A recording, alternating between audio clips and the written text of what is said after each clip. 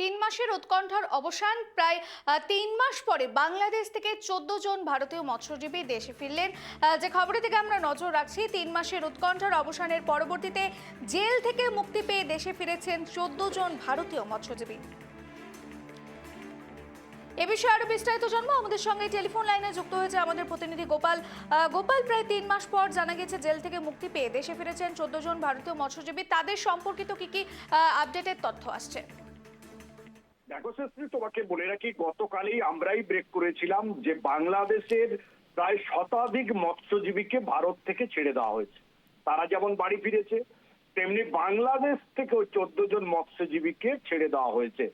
গতকাল বাংলাদেশ থেকে যেমন ভারত থেকে তারা যায় ফেজারগঞ্জ এলাকা থেকে, বাংলাদেশ থেকে আজ তখন সকালেও ভারতীয়রা ছাড়া পায়।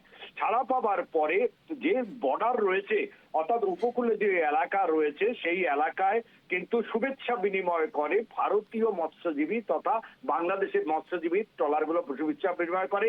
একে বাংলাদেশের যারা নৌবাহিনী তারা কিন্তু রয়েছে জলবাহিনী, তারা ভারতীয়দের হাতে তুলে দেয় এবং ভারতীয়রা তাদের হাতে তুলে দেয়। একদম সুন্দরভাবে সম্পন্ন হয় কাজটা। ইতিমধ্যে ফেজারগঞ্জ উপকূলবর্তী এলাকায় এরা এসে উপস্থিত হয়েছে।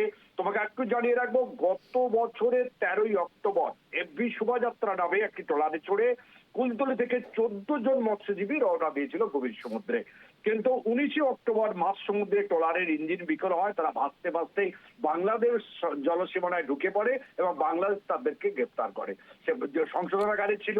তেমনি ভারতেও এসেছিল বেশ কিছু ট্রলার, তারাও সংশোধনাগারে ছিল। আজকে তাদের শুভেচ্ছা বিনিময়ের মধ্য দিয়ে কূটনৈতিক আলোচনার পর তাদেরকে ছেড়ে দেওয়া হয় এবং আজকে যে যার ঘরে ফিরছে। একেবারে গোপাল, যারা ঘরে ফিরেছে বা যারা দেশে ফিরেছে অর্থাৎ ১৪ জন, তাদের এই বিষয়টি নিয়ে কি অনুভূতি রয়েছে? ৩ মাস তারা জেলে থেকেছে, তারা এই বিষয়টি নিয়ে কি জানাচ্ছে আবার যে দেশে ফেরা? দেখো, ভারতীয়দের সঙ্গে কথা বলে যেটুকু জানা গেছে, বাংলাদেশের সংশোধনাগারে থাকাটা খুব সুখকর নয়। তাদের তিক্ত অভিজ্ঞতা হয়েছে। অর্থাৎ তিক্ত অভিজ্ঞতা কেন বলা হচ্ছে, আমরা বিগত দিনেও খবর বের করেছিলাম যে সমস্ত মৎস্যজীবী বাংলাদেশ জেল খেটে তারা আসে, তারা তো অপরাধ করেনি। ইঞ্জিন বিকল হওয়া বা কোনো বিপদে পড়ে তারা যায়, বিপদে পড়ে যাওয়ার পরও তাদের উপর নানা রকম অত্যাচার করে। আমরাই ব্রেক করেছিলাম গত কয়েক মাস আগে যে বাংলাদেশিরা তাদের কোমরে দড়ি বেঁধে নিয়ে যাচ্ছে।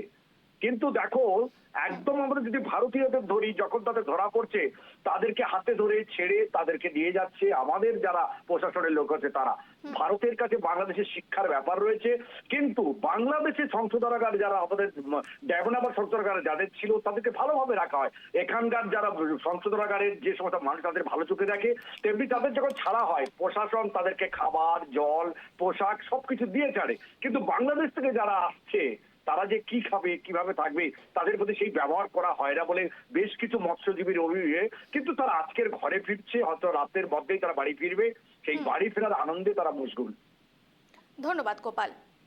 যে খবরের দিকে আমরা নজর রাখছিলাম, যে ৩ মাসের উৎকণ্ঠার অবসান, ৩ মাস পর জেল থেকে মুক্তি পেয়ে ১৪ জন ভারতীয় মৎস্যজীবী কিন্তু দেশে ফিরেছেন বাংলাদেশ থেকে। একেবারেই ভারত বাংলাদেশের মৎস্যজীবী বিনিময় গতকালকেই আমরা দেখেছি যে ভারত থেকে বেশ কিছু মৎস্যজীবী তারা কিন্তু বাংলাদেশে ফিরেছেন।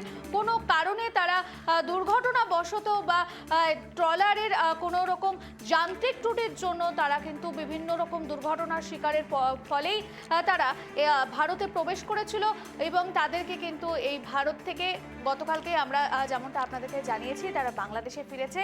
এবং আজ যেমনটা খবর পাওয়া যাচ্ছে যে ভারতেও কিন্তু ফিরল বাংলাদেশ থেকে ১৪ জন মৎস্যজীবী, যেমনটা জানা গিয়েছে যে তারা ৩ মাস পর কিন্তু এই ভারতে আবার নিজের বাড়িতে কিন্তু ফিরে এসেছে।